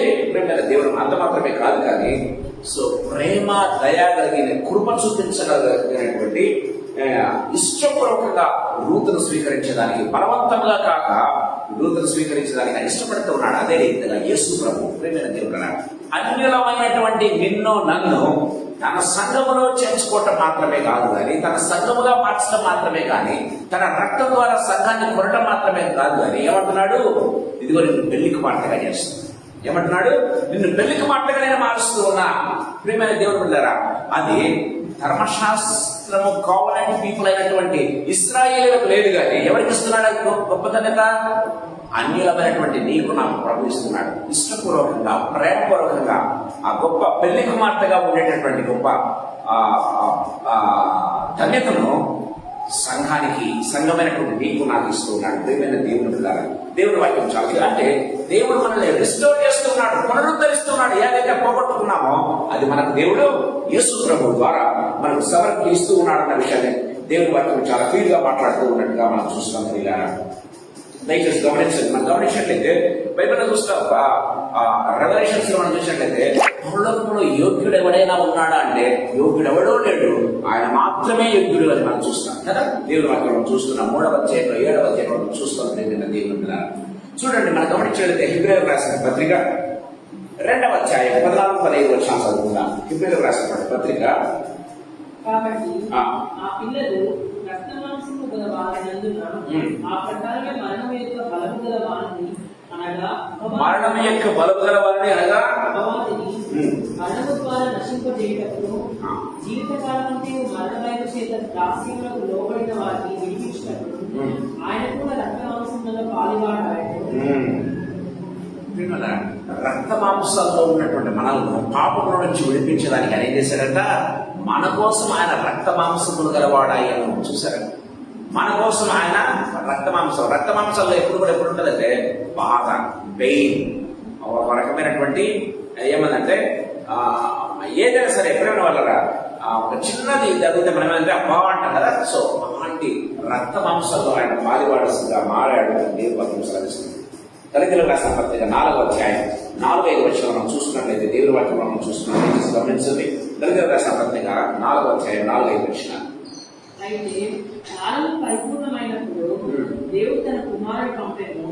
ఆయన స్త్రీలను పుట్టి కాలం పరిపూర్ణమైనప్పుడు దేవుడు తన కుమారుని పంపెను. చూసారా, ఆయన స్త్రీలను పుట్టి మనము దత్తపుత్రులకు కావాలని ధర్మశాస్త్రంలో లోబడిన వారిని విమోచించుటకై ధర్మశాస్త్రంలో లోబడిన వాడాయన. ధర్మశాస్త్రములకు లోబడిన వాడాయన. ఎందుకు? మనల్ని ధర్మశాస్త్రము ద్వారా విడిపించడానికి దేవుని వాక్యం చాలా క్లియర్గా మాట్లాడు. అందుకు ఆయన ఏం చేశాడట? ధర్మశాస్త్రమునకు లోబడిన వాడాయన. చాలా క్లియర్గా మాట్లాడుతుంది. నేను ధర్మశాస్త్రాన్ని కొట్టివేయడం రాలేదని యేసు చెప్పాడు, కానీ ధర్మశాస్త్రాన్ని నెరవేర్చాడు అని ఇప్పుడు ఆయన వాక్యం సాధిస్తున్నాడు. చెప్పడం వేరు, చేయడం వేరు. ప్రియమైన దేవుడు యేసు ప్రభు చెప్పాడు, అది చేసి చూపించాడు. దేవుడి వాక్యం చాలా క్లియర్గా మాట్లాడుతున్నట్టుగా మనం చూస్తాం. ప్రభు మనకు మాట్లాడుతున్నాడు. మన జీవితాంశంగా నటించుకోవాలి. ప్రియమైన దేవుడు బిడ్డలారా, ఈ సాయంకాల సమయంలో మనం చూసుకున్నట్లయితే మోయేసు ఇష్టపూర్వకంగా, ప్రేమపూర్వకంగా మాత్రమే కాదు కానీ యోగ్యత కలిగిన వాడుగా రూతును తన పెళ్లి భార్యగా చేసుకున్నటువంటి వాడిగా మనం చూస్తున్నాం. అదే రీతిగా యేసు ప్రభు యోగ్యుడు మాత్రమే కాదు, సమర్థుడు. ప్రియమైన దేవుని బిడ్డలారా, అందుకే ఆ సంఘానికి ఆయన ఆ యోగ్యతను ఇస్తూ ఉన్నాడు అని దేవుని వాక్యం చాలా క్లియర్గా మాట్లాడుతుంది. 4వ తరము త్వరగా అందిస్తాను. ప్రియమైన దేవుని బిడ్డలారా, 4వ తరము చూడండి. ఋతు గ్రంథం 4వ అధ్యాయం 7వ వచనం చదువుకుందాం. ఇశ్రాయేలులో బంధుజర్మను గూర్చి గాని దైవికమైన గూర్చి గాని ప్రతి సంగతి స్థిరపరచుటకు పూర్వమున జరిగిన మర్యాద ఏదనగా ఒకడు తన చెప్పు తీసి తన గొడవానికి ఇచ్చుటయు. ఈ పని ఇశ్రాయేలులో ప్రమాణంగా ఎంచబడింది. చాలా ప్రియమైన దేవుని ప్రకటన గమనించినట్లయితే ఒక విధంగా శాండల్ సెరమనీ అంటారు దీన్ని. ఏంటి? చెప్పుల వేడుక. కొంచెం చెప్పు ఏంటంటే ఇదిగో నాకు శాఖ కాదు చేసి ఏం చేస్తున్నాడు కానీ చెప్పు తీసి ఇచ్చేస్తున్నాడు. గమనించినట్లయితే దేవుడు బిడ్డలారా, చూడండి, ఆ వ్యక్తి యొక్క అసమర్థత బయటపడుతూ ఉన్నట్టుగా చూస్తాం. ఆ వ్యక్తి యొక్క చేతగానితనం బయటపడుతూ ఉన్నట్టుగా చూస్తాం. ఆ వ్యక్తి యొక్క బాధ్యత రాహిత్యం బయటపడుతూ ఉన్నట్టుగా మనం చూస్తాం. ప్రియమైన దేవుడు బిడ్డలారా, ఆ వ్యక్తి యొక్క ఇహలోకపరమైనటువంటి గమనించినట్లయితే ఆస్తి కావాలి కానీ బాధ్యత నాకు వద్దు అన్నటువంటి వ్యక్తిగా మనం చూస్తూ ఉన్నాం. ప్రియమైన దేవుడు బిడ్డలారా, కానీ ఆ రెండు కూడా నేను చేస్తానని ఎవరు వచ్చారు? బోయస్ వచ్చినట్టుగా మనం చూస్తున్నాం. ప్రియమైన దేవుడు బిడ్డలారా, సో మన కోసం మనం గమనించినట్లయితే బోయజు ఏ రీతిగా రూతును విడిపించాడు, సామర్థ్యం గలవాడిగా ఇష్టపూర్వకంగా రూతుని ఏ రీతిగా విడిపించాడు, అదే రీతిగా యేసు ప్రభు మనల్ని విడిపించడానికి పరలోకాన్ని వదిలిపెట్టొచ్చాడు, మహిమను వదిలిపెట్టొచ్చాడు, సమీపరాడే తేజస్సును వదిలిపెట్టొచ్చాడు, సింహాసనాన్ని వదిలిపెట్టొచ్చాడు. మన కోసం భూలోకంలో ఆయన ఏం చేశాడు? ప్రేమల దేవుడుగా ఆయన ఒడ్రంగి వాణిగా లోకంలో పనిచేయడం ప్రారంభించాడు కదా. ఒడ్రంగి కుమారుడే లోకంలో ఉన్నాడు. గమనించినట్లయితే ప్రేమ వల్ల అనేక నిందలు, వేదలు, శ్రమలు అనుభవించాడు. మన కోసం ఆయన చేసినటువంటి త్యాగం ప్రేమ దేవుడుగా బైబిల్ మనం చూస్తున్నాం. పరలోకాన్ని వదిలిపెట్టొచ్చుగా మనం చూస్తున్నాం. ఇందాక మనం చూసుకున్నాం ఫిలిప్పీలకు రాసిన పత్రిక కదా. ఫిలిప్పీలకు రాసిన పత్రిక మనం చూసుకుని మనం చేసినట్టుగా చూస్తాం. చూడండి, ఎప్పుడు చూడండి హక్కును బదిలీ చేస్తున్నారు. హక్కును ఏంటి? ఆ వ్యక్తి నాకు చేత కాదు అని చెప్పు తీసేస్తూ ఉన్నాడు. ఇప్పుడు ఆ బాధ్యత ఎవరికి మారింది? ఇప్పుడు యేసు ప్రభువుకు మారింది ఆ బాధ్యత. బోయజు వచ్చింది.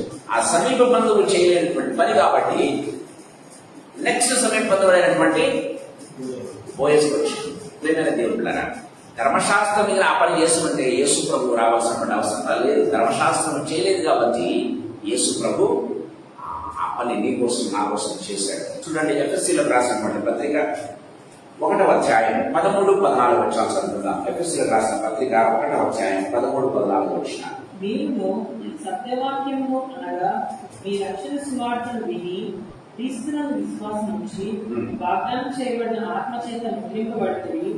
దేవుని మహిమకు కీర్తి కలుగుటకై ఆయన సంపాదించుకున్న ప్రజలకు విమోచనం కలుగు నిమిత్తం. ఆయన సంపాదించుకున్న ప్రజలకు చూడండి, ఆయన సంపాదించుకున్నాడ విమోచనం కలుగు నిమిత్తము ఈ ఆత్మ మన స్వాస్థ్యములకు సంచకరువుగా ఉన్నాడు. ఇంకా మనం ముందుకెళ్ళినట్లయితే ముద్రగా ఉన్నాడని కూడా భయపడింది. ప్రియమైన దేవుడు బిడ్డలారా, అంటే వీఆర్ సీల్డ్ అనమాట. We are sealed. ప్రియమైన దేవుడు బిడ్డలారా, దేవుని వాక్యం చాలా క్లియర్గా మాట్లాడుతున్నట్టుగా చూస్తాం. దేవుడు ఎంత పకడ్బందీగా చేస్తున్నాడంటే, ప్రియమైన వాళ్ళరా, బోయజు ఎంత పకడ్బందీగా రూతును సంపాదించుకున్నాడో, ధర్మశాస్త్రపరంగా సంపాదించుకున్నాడు, అదే రీతిగా యేసు ప్రభు ధర్మశాస్త్రపరంగా నిన్ను నన్ను సంపాదించుకున్నాడు. చాలా పకడ్బందీగా ఎవరు కూడా ఆయన చేతి నుంచి విడిపించుకోలేని విధంగా ప్రేమైన దేవుని బిడ్డలు ఏం చేశారంటే చాలా పకడ్బందీగా ఆయన నిన్ను నన్ను సంపాదించుకున్నాడని దేవుని వాక్యం చాలా తీవ్రంగా మాట్లాడుతున్నట్టుగా చూస్తాం. అందుకోసం ఆయన చెయ్యని యొక్క త్యాగం లేదు. ప్రేమైన దేవుని బిడ్డల అంత త్యాగం చేశాడు. అందుకే గలతీయులకు రాసినటువంటి పత్రిక కొలస్సీయులకు రాసిన పత్రికలో రాయబడింది. చాలా మనకు బాగా సున్నితమైన వాక్యం ఆగింది. ఎప్పుడు కోట్ చేసుకుంటాను. కొలస్సీయులకు రాసిన పత్రిక 2వ అధ్యాయం 14-15 వచనాలు.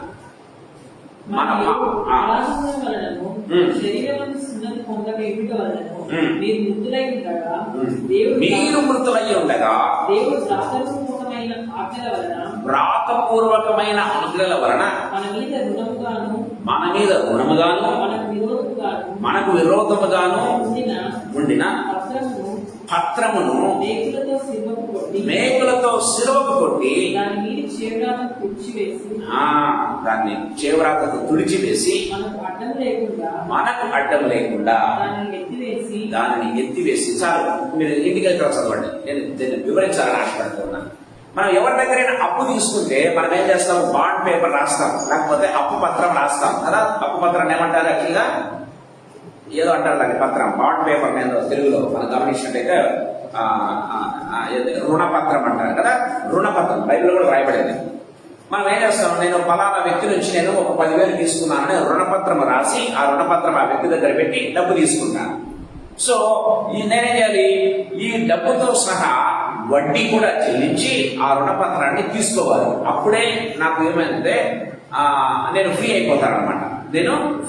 లేకపోతే ఆ రుణపత్రం ఆ వ్యక్తి దగ్గర ఉన్నంత వరకు ఎట్లా ఉంటుందంటే వాడు నన్ను తోలుపు మాడిచ్చట్టు ఆడిస్తూ ఉంటాడు. రుణపత్రాన్ని చూపించడం, భయపెట్టడం, లేకపోతే కోర్టుకు వెళ్తాను అంటాడు. ప్రేమైన దేవుని బిడ్డలారా, సో వాడికి భయపడాల్సి వస్తుంది. ప్రేమైన దేవుని బిడ్డలారా, అందుకే ఈ సాతానుడు ఏం చేశాడంట?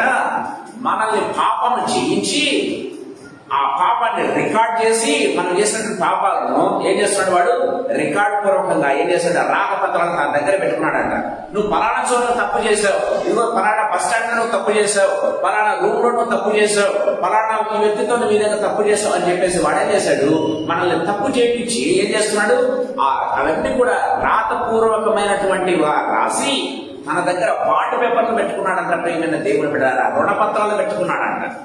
యేసుప్రభు ఏం చేస్తున్నాడు?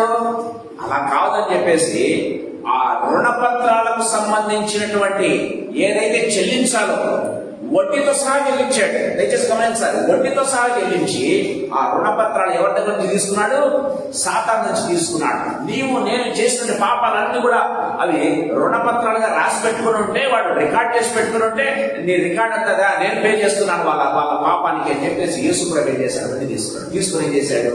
యేసుప్రభు దగ్గర దాచిపెట్టుకున్నాడా? దాచిపెట్టుకోలే. ఏం చేశాడు? శిలువ కేసు కొట్టాడంట. ప్రియమైన దేవుడులారా, బాండ్ పేపర్ కు రుణపత్రానికి చిల్లు పడితే అది చెల్లుబాటు కాదు. దయచేసి గమనించాలి ప్రియమైన దేవుని బిడ్డలారా, యేసు ప్రభు కలవరసలో నీ కోసం నా కోసం చేసినటువంటి పని అదే. మన రుణపత్రాలు తీసుకున్నాడు సాతాను దగ్గర నుంచి. ఏం చేశాడు? దాన్ని శిలువ కేసు కొట్టేశాడు. అంటే దానికి ప్రాణం లేకుండా చేశాడు. బాండ్ పేపర్ కు ప్రాణం లేకుండా, రుణపత్రానికి ప్రాణం లేకుండా చేశాడు. అందుకే యేసు ప్రభు ఉంటాడు, బైబిల్ సెలవిస్తుంది, నీ పాపాలు నా వీపు వెనక పారవేశాను అంటున్నాడు. అంటే వాటిని నేను గుర్తు చేసుకోవాలని దేవుడు చెప్తున్నాడు.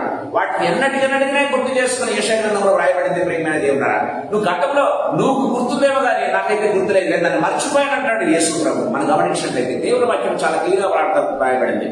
ఇంకో మాట వ్రాయబడింది, వాటిని సముద్ర దిగంతాల్లో ఏం చేశాడంట? ఆయన పూడ్చివేశాడంట. సముద్రం లోపల అడుగునంటే ఎవరైనా బయట తీశాడని. సో దేవుని వాక్యం సెలవిస్తుంది, సముద్ర దిగంతాల్లో వేసేసాడంట, వీపు వెనక పారవేశాడంట. వాటిని నేను ఎన్నటికన్నటికనే గుర్తు చేసుకోవాలని దేవుడు చెప్తున్నాడు. ప్రియమైన దేవుని బిడ్డలారా, చాలా సమయం మనమే ఏం చేస్తుంటామంటే మనమే గుర్తుపెట్టుకొని మనల్ని మనం నిందించుకుంటూ ఉంటాం చాలా సార్లు. దేవుని వాక్యం సెలవిస్తుంది, ప్రతిసారి కూడా ప్రభు సన్నిధానికి వెళ్ళినప్పుడు దేవా నన్ను క్షమించు, నేను పాపిని చేయాల్సిన అవసరం లేదు. ఒక్కసారి క్షమించబడిన తర్వాత ఆ పాపాలన్నీ కొట్టివేయబడ్డాయి. దయచేసి గుర్తుపెట్టుకోవాలి ప్రియమైన దేవుని బిడ్డలారా. దేవుడి సన్నిధిలో ధైర్యంగా మనం వెళ్ళడానికి మనం సిద్ధపడి ఉండాలి. ప్రియమైన దేవుని బిడ్డలారా, సాతాను కొన్నిసార్లు చేసేసారు తెలుసా? దేవుడు నిన్ను రక్షించాడు అనుకుంటున్నావా? నువ్వు దేవుడు బిడ్డను అనుకుంటున్నావా? నువ్వు పాపం చేయలేదా? ఒక్కసారి సాతాను చేయకుండా అప్పుడు మనం ఏం చేయాలి తెలుసా? We have to take the right. ఏందో తెలుసా? సాతానా నా వెనకపో, యేసయ్య తన రక్తం చేత తుడిచివేశాడు. దేవుని వాక్యం సెలవిస్తుంది, యేసు ప్రభువు చెప్తూ ఉన్నాడు, నీకు నా మీద అధికారం లేదు, నువ్వు నాకు అది గుర్తు చేసే అధికారం కూడా లేదు, వెళ్ళిపోయి మన సాతాను దగ్గర. అందుకే అపవాదిని ఎదిరించుని వాడు మీ ఇద్దరు నుంచి పారిపోవడం బైబిల్లో రాయబడింది. అది మనం చేయాలి ప్రియమైన దేవుడు. అది చేయకుండా ఏం చేస్తుంటాం తెలుసా? మనం నిమ్నతా భావం కలిగి ఉంటాం. ఎప్పుడు కూడా దేవా క్షమించు క్షమించు. దేవుని వాక్యం సెలవిస్తుంది అది కాదు. నువ్వు ఒక్కసారి క్షమించమని అడిగిన తర్వాత, నువ్వు యేసయ్య రక్తంలో కడగబడ్డానని నువ్వు ఒప్పుకున్న తర్వాత గతమంతా కూడా తుడిచిపెట్టవేయబడిందంట, తుడిచివేశాడంట ప్రభు. ఇంకా గతంలో లేదు ఏది కూడా. ప్రియమైన దేవుడు గుర్తుపెట్టుకోవాలి. దేవుని వాక్యం చాలా క్లియర్గా మాట్లాడుతుంది. అదే రీతిగా దేవుని వాళ్ళరా, దేవుని వాక్యం మనం చూస్తూ ఉన్నాం. దేవుడు ఏం చేశాడు? బదిలీ చేసుకున్నాడు. ధర్మశాస్త్రం చేయలేనటువంటి పనిని యేసు ప్రభు చేసి హక్కు సంపాదించుకొని నీకు నాకు ఆయన ఏం చేశాడు? ఆ యోగ్యతను ఇస్తూ ఉన్నాడు. ఏంటి? పెళ్లి కుమారుడిగా ఆయన రాబోతూ ఉంటే పెళ్లి కుమార్తెగా మనం ఉండేదానికి దేవుడు నీకు నాకు ఒక యోగ్యతను ఆయన ప్రసాదిస్తున్నట్టుగా చూస్తాం. అందుకే యోహాను సువార్త 3:16-17 మనం చూస్తాం. 3:16-17 మన కంటక వాక్యమే, బైబిల్ చేయాల్సిన అవసరం లేదు. చెప్పండి చూద్దాం. దేవుడు లోకం ఎంతో ప్రేమించను కాగా పుట్టినవాణి విశ్వాసం వాడును నశింపక నిత్య జీవం పొందినట్లు ఆయన మనకు అనుగ్రహించింది. దేవుడు అక్కడ సాధిస్తుంది. ప్రియమైన దేవుడురా, 17 వచ్చిన మనకు అవినట్లయితే ఇంటికి వెళ్తారు చదవండి. ప్రియమైన దేవుడురా, సో వండర్ఫుల్. మనకు నిజంగా మనం అర్థం చేసుకున్నామంటే మనం దేవుని బిడ్డలము, రాజకుమారులము అని మనము ఆ ధైర్యం మనకు రావడం ప్రారంభిస్తుంది. ప్రియమైన ఎప్పుడు కూడా నిమ్నతాపంతో ఉండాల్సిన అవసరం లేదు. దేవుని వాటిని చాలా క్లియర్గా మాట్లాడుతున్నట్టుగా చూస్తాం. అపోస్తల కార్యంలో 4:12 కూడా పేతురు ఇదే మాట చెప్తూ ఉన్నాడు. చూడండి, అపోస్తల కార్యంలో 4:12.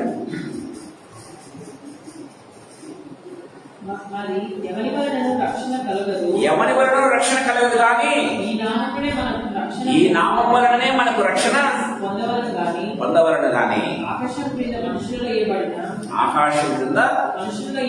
మనుషులు వేయబడిన ఏ నామమున రక్షణ మరి ఏ నామం వలన కలగదన్న ప్రియమైన దేవుని బిడ్డలారా, సమీప బంధువుడు చేయలేకపోయాడు, పోయే చేస్తూ ఉన్నాడు.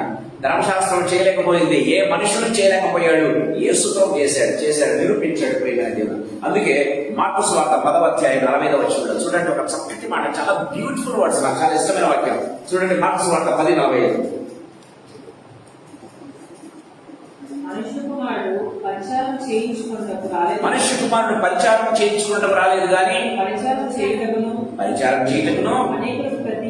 అనేకులకు ప్రతిగా విమోచన ఖైదనముగా తన ప్రాణం ఇచ్చుటకును వచ్చాడు. చూసారా, యేసుప్రభు చెప్తున్నాడు, తన గురించి చెప్తున్నాడు. అనేకుల కొరకు ఏంటంటే విమోచన ఖైదనగా తన ప్రాణం ఇచ్చేదానికి వచ్చాను అని యేసుప్రభు తన మాటలు చెప్తున్నట్టుగా మనం చూస్తాం. చివరి మాట నేను చెప్పి ముగించాలని ఆశపడుతున్నాను. ప్రేమ టైం అయిపోయింది. ప్రేమైన దేవుడులా యేసు ప్రభు మనం గమనించినట్లయితే అవర్ గ్రేటర్ బాయ్స్ అని చెప్పవచ్చు, లేకపోతే గ్రేటర్ రిడీమర్ అని చెప్పవచ్చు. ప్రేమైన దేవుడు బిడ్డలారా, ఆయన మనకు గొప్ప విమోచకుడుగా ఆయన ముఖ్యంగా మనకి ఏం చేశాడంటే 4 పనులు చేశాడు. మొట్టమొదటిగా ఏం చేశాడు? చట్టాన్ని నెరవేర్చాడు. ఏం చేశాడు? న్యాయాన్ని నెరవేర్చాడు, ధర్మశాస్త్రాన్ని నెరవేర్చాడు. రెండవది ఏం చేశాడు? ఆయన మనమందరి కోసం ఆయన బాధ్యత తీసుకున్నాడు. మనందరి కోసం ఆయన మరణించాడు. ఇలా చెప్పిన మాటలన్నీ నేను మళ్ళీ క్రోడీకరించి చెప్తూ ఉన్నాను. మనందరి కోసం ఆయన పాపానికి జీతం చెల్లించాడు, ధర చెల్లించాడు, తన ప్రాణాన్ని అర్పించాడు, తన రక్తాన్ని చిందించాడు. ప్రేమైన బాధ్యత ఆయన తీసుకున్నాడు. మూడవది ఏం చేశాడంటే మనల్ని స్వతంత్రులుగా చేశాడు. మనల్ని స్వతంత్రులుగా చేసి మనల్ని స్వీకరించాడు. ఏ రీతిగా? బలవంతంగా స్వీకరించలేదు. ప్రేమైన దేవుడు ఇష్టపూర్వకంగా మనల్ని స్వీకరిస్తున్నాడు. ఇదిగో నా ప్రియ కుమార్తె, ఇదిగో నా ప్రియ కుమారుడు అని చెప్పేసి దేవుడు ఏం చేస్తున్నాడు?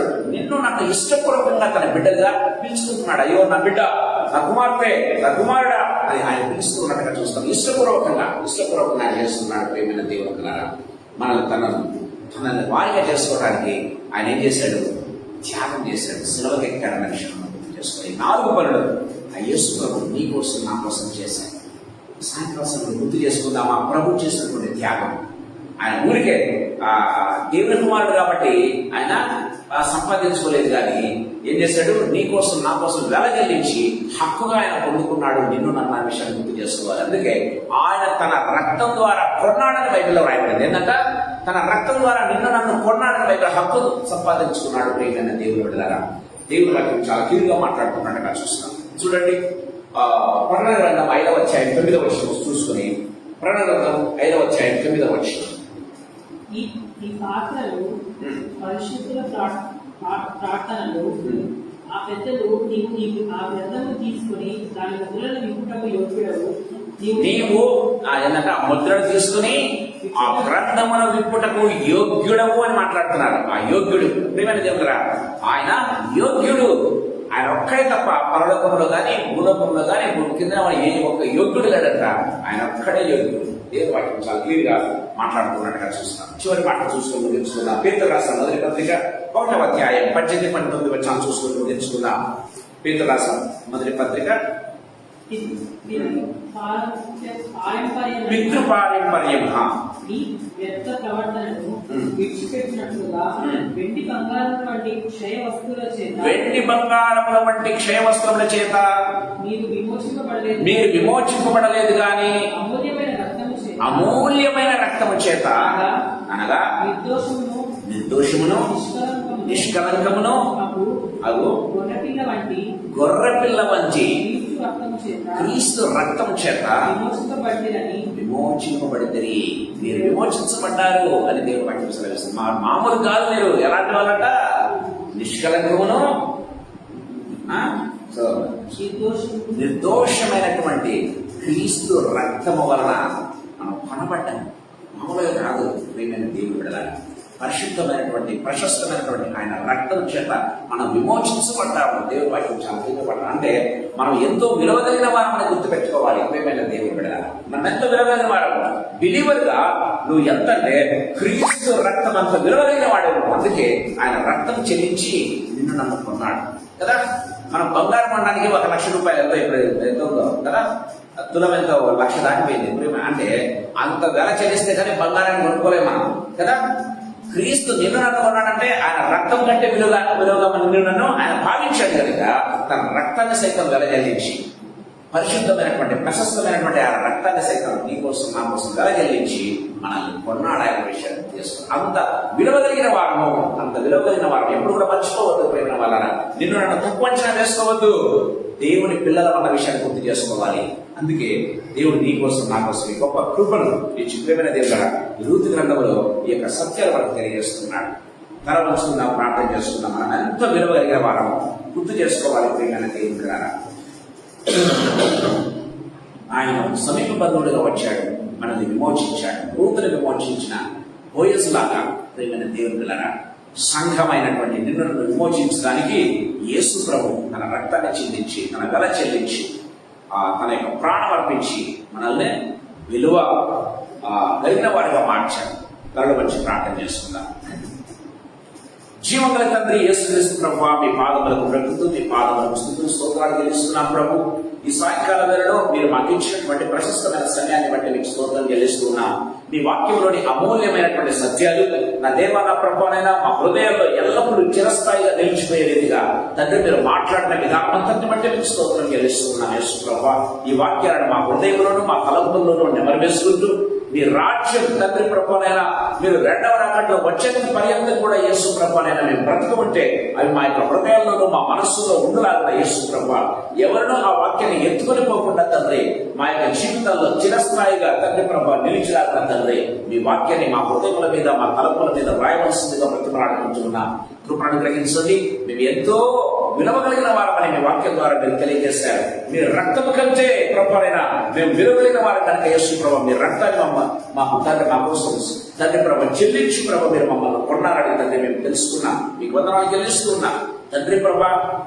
నిజానికి అయోగ్యులమైనప్పటికీ మమ్మల్ని యోగ్యులుగా మార్చారు తండ్రి ప్రభువైనా. మేము పనికిరాని వారమైనప్పటికీ తండ్రి పనికి వచ్చే పాత్రలుగా మార్చారు యేసు ప్రభు. మీకు వందనాలు చెల్లిస్తూ ఉన్నాం. అయోగ్యమైనప్పటికీ ప్రభా యోగ్యులంగా మమ్మల్ని చేశారు యేసు ప్రభా. మీకు వందనాలు, కృతజ్ఞతాస్తుతులు, స్తోత్రాలు చెల్లిస్తున్నాం. ఈ సాయంకాల సమయంలో మీరు తెలియజేసినటువంటి ఆత్మ సత్యాలు మా జీవితాల్లో యేసు ప్రభానైనా మేము పాటిస్తూ వాటికి లోబడి మీ వాక్యానికి లోబడి జీవించి గొప్ప కృపను మాకు ప్రసాదించండి. మేము ఎంత విలువగలిగిన వారమో యేసు ప్రభా ఈ లోకంలో తండ్రి ప్రభా ఆ రీతిగా ఆ తండ్రి ఆ యొక్క విలువను నిలుపుకొని తండ్రి ప్రభాలైన ఈ లోకంలో తండ్రి మీకోసం జీవించే గొప్ప కృపను మాకు ప్రసాదించవలసిందిగా బ్రతిమలాడుతూ మమ్మల్ని మీ హస్తములకు అప్పచెప్పుకుంటూ యేసయ్య శక్తిగల నామమందు మహిమగల పరిశుద్ధమైన ఉన్నతమైన జీవగల నామమందు స్తోత్రాలు చెల్లించి వేడుకొని పొంది నామ తండ్రి. Amen, amen, amen. Praise the lord.